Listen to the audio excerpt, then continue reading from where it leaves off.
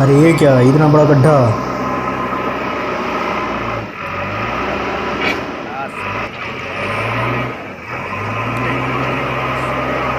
अरे इसमें तो मैं फंस गया।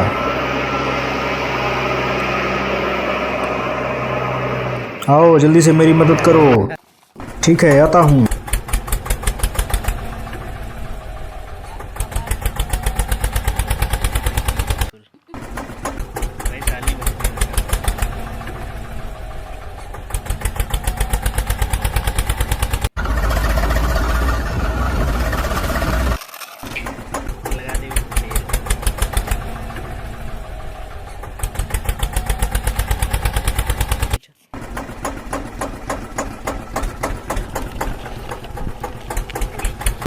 अरे तुम तो पूरी तरीके से फंसे हुए हो।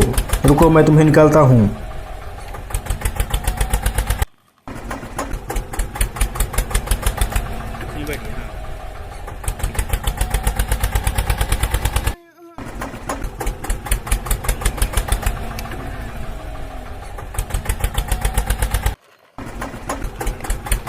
चलो अब तुम निकल गए, अब मैं जाता हूँ।